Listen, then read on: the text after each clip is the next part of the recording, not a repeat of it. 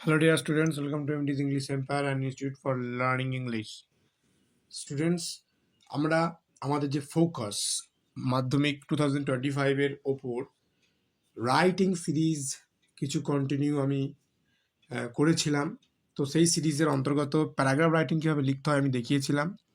তো আজকে একটা one of the best topic paragraph রাইটিংয়ে আসার যোগ্যতা রাখে।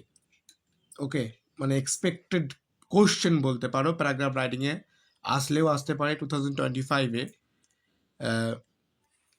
দেখতেই পাচ্ছ তোমরা, স্ট্রেংথ অফ ক্যারেক্টার। একটা ক্যারেক্টার বা চরিত্রর যে কতখানি গুরুত্ব বা শক্তি, সেটা কীভাবে তোমাকে ফুটিয়ে তুলতে হবে তার একটা ধারণা আমি তোমাদেরকে দিয়ে যাচ্ছি।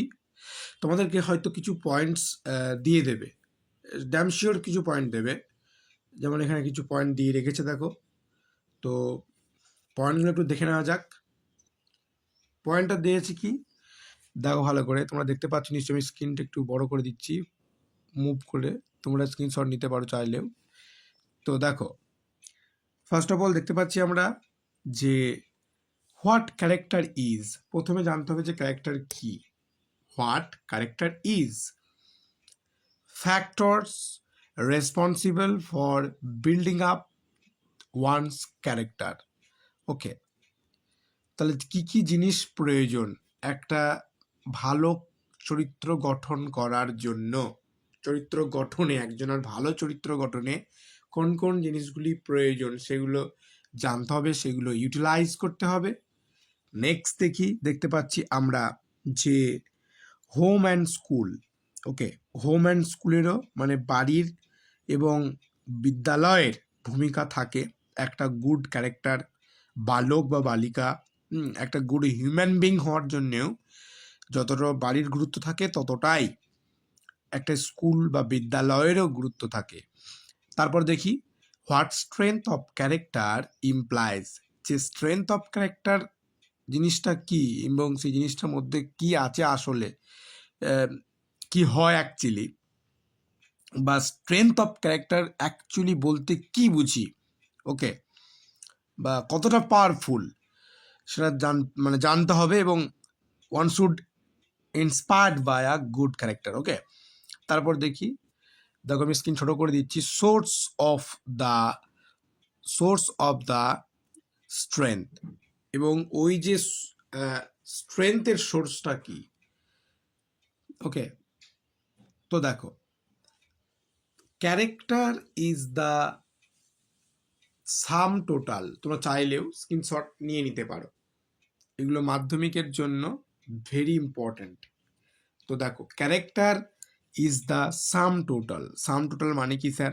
সাম টোটাল মানে হচ্ছে কি বলতো, যোগফল অফ আ ম্যানস, একটা মানুষের ম্যানস অ্যাট্রিবিউট মানে তার গুণাবলী, তার গুণাগুণ। প্রত্যেকটা মানুষেরই গুণ কিছু না কিছু, খারাপ ভালো সব রকম মিক্সড গুণ থাকে, যেটা কি করে না, যেটা ডিটারমাইন করে, দ্যাট ডিটারমাইন হিজ পার্সোনালিটি। তাহলে প্রত্যেকটা মানুষের নিজস্ব কিছু নিজস্বতা থাকে, ক্যারেক্টারে অ্যাট্রিবিউট থাকে, গুণাগুণ থাকে, যেটা কিনা একটা ক্যারেক্টার ভালো কতটা, খারাপ কতটা, একটা হিউম্যান বিং কতটা ভালো কতটা খারাপ, সেটা বোঝা যায় পার্সোনালিটি দ্বারা।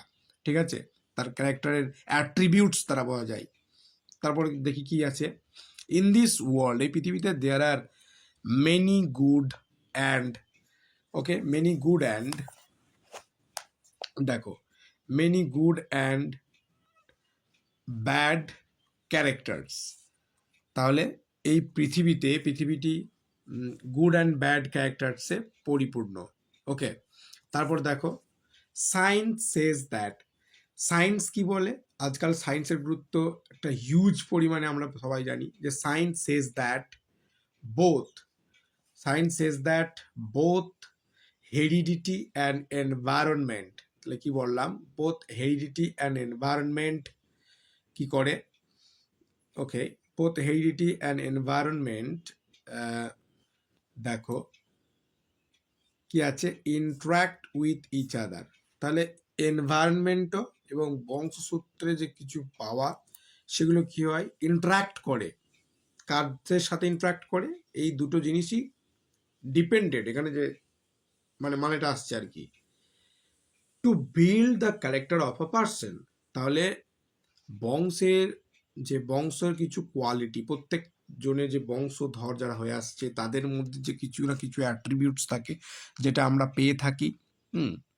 তো সেই রকম বংশের কিছুটা গুণাগুণ এবং প্রকৃতিরও কিছুটা গুণাগুণ অবশ্যই প্রয়োজন একজনের ভালো ক্যারেক্টার তৈরি করার জন্য বা হওয়ার ক্ষেত্রে। তারপর কি দেখি, children who enjoy good breeding from some good habits, তাহলে and cultivate some moral values, তাহলে সেই সমস্ত শিশুরা যারা নিজেদের মধ্যে গুড হ্যাবিট যেগুলো থাকে আর কি, গুড হ্যাবিটস, ব্যাড হ্যাবিটসকে ছেড়ে দিয়ে কিছু গুড হ্যাবিটস অ্যাডাপ্ট করে, ফলো করে। তো সেই গুড হ্যাবিটস ফলো করার দরুন তারা কি করে, তাদের নিজেদের মধ্যে কাল্টিভেট করে, উৎপন্ন করে, কাইন্ড অফ কি উৎপন্ন করে, এই গুড অ্যাট্রিবিউটস, গুড হ্যাবিটসের জন্য কি হয়, একটা ক্যারেক্টারের পার্সোনালিটির কি হয়, কিছু না কিছু নৈতিকতা জন্মায় মনে, গুড ক্যারেক্টার্স বলেই। ক্লিয়ার? তারপর দেখো কীভাবে তারপর লিখবো, দেখো একটা যে অ্যাডভার্বিয়াল ওয়ার্ড দিয়ে স্টার্ট করব। ওকে, তো দেখো ন্যাচারালি দিয়ে তারপর কি লিখেছি দেখো, they become the worthy citizens, naturally they become the worthy citizens of the country, তাহলে অফ দ্য কান্ট্রি, তাহলে তারা প্রাকৃতিকভাবেই যে মূল্যবান, যে কি বলতো, সৈনিক বা মূল্যবান যে আমাদের দেশের নাগরিক হয়ে ওঠে। ঠিক আছে? অন দ্য আদার হ্যান্ড, দেখো আবার একটা ভালো ফ্রেজ, এগুলো গুড রাইটিং এর ক্ষেত্রে এই ফ্রেজগুলো আমরা ব্যবহার করব। তাহলে অন দ্য আদার হ্যান্ড, অন্যদিকে bad home spoils a child, কি বলতো, bad home spoils a child, তাহলে খারাপ গুণাগুণ, খারাপ কোয়ালিটি কি করবে, একটা শিশুর সারা জীবনটাকে স্পয়েল করে দেওয়ার ক্ষমতা রাখে বা ক্ষমতা থাকে। Bad habits and bad addiction. Okay, তারপর দেখি when he grows up, যখন তারা বড় হয়, when he grows up he becomes a problem, not only but also, দেখো not only and but also, অলসোটা সবসময় না এলেও বাটটা অবশ্যই নিয়ে আসতে হয়। এইটা সেন্টেন্সের good composition, not only but also, very good composition যাকে বলতে পারা যায়। ওকে, তাহলে দেখি, তাহলে যখন সে বড় হয় আস্তে আস্তে, হি বিকামস আ প্রবলেম, তাহলে সে একটা প্রবলেম হয়ে ওঠে। কারণ টু হিজ ওন ফ্যামিলি, তার নিজস্ব পরিবারের কাছেই শুধুমাত্র সে একটা প্রবলেম হয়ে ওঠে তা কিন্তু নয়, সোসাইটির ক্ষেত্রেও, but to the society he lives in, তাহলে যে সোসাইটিতে সে বসবাস করছে সেই সোসাইটির ক্ষেত্রেও সে একটা প্রবলেম হয়ে দাঁড়ায়, বাধা হয়ে দাঁড়ায়, বা তার অ্যাট্রিবিউটসগুলো অ্যাকসেপ্টেড হয় না। Clear? Evil forces can't misguide him, evil forces can't misguide him, তাহলে এভিল ফোর্স থাকে প্রত্যেকটা হিউম্যান বিংয়ের মধ্যে, এভিল ফোর্স কাজ করে, জানেন তো? তো এভিল ফোর্স কখনোই, এভিল ফোর্স কেন এলো স্যার? গুড অ্যান্ড এভিল দুটোই নিয়েই আমাদের জীবনযাত্রা, তোমরা ভালো করেই জানো। তো গুড অ্যান্ড ব্যাড, এভিল, তাহলে এভিল ফোর্স কোনো সময় ব্যাড অ্যাঞ্জেল কি বলে যে এই এভিল ওয়ার্কটা করতে। ওকে, সেই জন্য ওই এভিল ফোর্সটা তখন আর কাজে দেয় না। ঠিক আছে? His sense of judgement,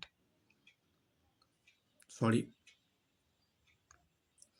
a man of characters, এটা বাদ দিয়ে চলে গেছি, possesses some qualities of head and heart. তাহলে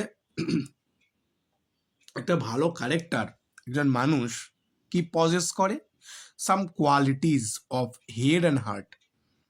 তার যে আমি বললাম অ্যাট্রিবিউটস, কোয়ালিটি, যে তার হৃদয়ের এবং তার যে মনের মধ্যে যে ভালো ভালো যে কনসেপ্টগুলো আছে আর কি, ভদ্রতা, তারপর নম্রতা, এই যে জিনিসগুলো শো করে, তাকে এভিল কাজ থেকে দূরে থাকতে চেষ্টা করায়।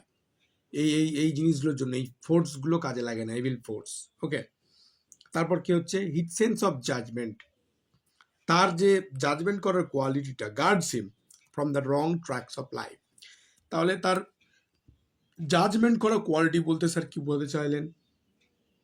জাজমেন্ট করার কোয়ালিটি বলতে আমি এটাই বলতে চাইলাম যে আমরা জাজমেন্ট করে থাকি, জাজমেন্টাল হয়ে থাকি আমরা, যেটা ভালো এটা খারাপ আমাদের মন বলে। ওকে, তো সেই যে জাজমেন্টাল কোয়ালিটি থাকার জন্য সে জীবনের যে রাস্তা, সেই রাস্তা থেকে কখনোই বিচ্যুত হয়ে পড়ে না। ঠিক আছে, মানে যে রেল লাইনের যে ট্র্যাক, রেলটা কখনোই অন্য ট্র্যাকে চলে যায় না, কম্পেয়ার করলে এরকমভাবে বলা যেতে পারে। তারপর দেখি, হি স্টেডিজ হিমসেলফ বিফোর অল যে টেম্পটেশনস। তাহলে যত রকমই টেম্পটেশন আসুক না, হতাশা আসুক না কেন, যত রকম যে ভয়ের পরিস্থিতি সৃষ্টি হোক না কেন, সে সব সময় কি হয়? দৃঢ় সংকল্পবদ্ধ হয়ে থাকে। Clear? His strength of character, তার যে চরিত্রের যে শক্তি, তাদের চরিত্রের যে ক্ষমতা, ইজ বেস্ট হেল্প। তার চরিত্রের যে গুণাগুণ তখনই কি হয়? তার কাছে একমাত্র সুলভ উপায় হয়ে যায় এবং সাহায্য করে তাকে ফাইট করতে against the evil forces. Okay, Vidyasagar and Vivekananda, দেখো এতটা পর্যন্ত লিখে দেবো। তারপর আমরা কি করব, কোনো কোনো কোট পারলে, যে বিদ্যাসাগর বলো, বিবেকানন্দ বলো, রবীন্দ্রনাথ ঠাকুর বলো, যারা ইন্সপায়ারিং কোট কিছু দিয়ে গেছে, সেই কোটগুলো পারলে আমরা পুট ডাউন করব। তাতে করে কি হবে? আমাদের লেখাটার কোয়ালিটি, আমাদের রাইটিং কোয়ালিটি যদি গ্রামাটিক্যাল মিস্টেক না থাকে, ব্যাপক হারে ইমপ্রেশন পড়বে এবং তুমি 10 আউট অফ 8 পাবেই পাবে। কারণ 10 আউট অফ 10 খুব কম জনকেই দেওয়া হয়, এটা সত্য। ওকে, তাহলে Vidyasagar and Vivekananda are our role models in this respect. তাহলে বিদ্যাসাগর এবং বিবেকানন্দকে বলতে পারা যেতে পারে যে তিনারা হলেন এই যে গুড ক্যারেক্টার বিল্ডিংয়ের আদর্শ। ক্লিয়ার? তাদেরকে ফলো করা উচিত। One should follow Vivekananda and Vidyasagar. Clear? Their strength of character is the veritable source of their manliness. তাহলে তাদের যে সোর্সেস, তাদের যে ক্ষমতা, তাদের চরিত্র গঠনে যে বিভিন্ন রকম সোর্স, হ্যাঁ, উৎস, তাদের যে চরিত্রকে ফুটিয়ে তুলেছে ব্যাপক হারে। দে ফট, তারা যুদ্ধ করেছে দ্য ওয়ার্ডস অফ লাইফ। যত রকম বাধা এসছে জীবনে, সব রকম বাধা নিয়ে তারা কি করেছে? ফাইট করে গেছে with amazing force of character, তাদের চরিত্র গঠনের কোয়ালিটি দিয়ে। উই শুড ট্রাই, এটা মোরাল দিয়ে দিতে পারো তোমরা পাশে নিচে লিখে, we should try to imbibe their spirit and act accordingly. তাহলে আমাদেরকে অবশ্যই তিনাদের যে স্পিরিট, তাদের যে অদম্য ইচ্ছা, সেই জিনিসগুলোকে এবং কোয়ালিটিগুলোকে ফলো করে 1 by 1 চলা উচিত সমাজে। এতে করে কি হবে? আমাদের ক্যারেক্টার বিল্ডিংয়ে সাহায্য করবে এবং আমরা একটা গুড হিউম্যান বিং হতে পারবো আমাদের জেনারেশনে। So thank you for watching this video. Please subscribe to support us. আমাদের সাবস্ক্রাইব করো সাপোর্ট করার জন্য।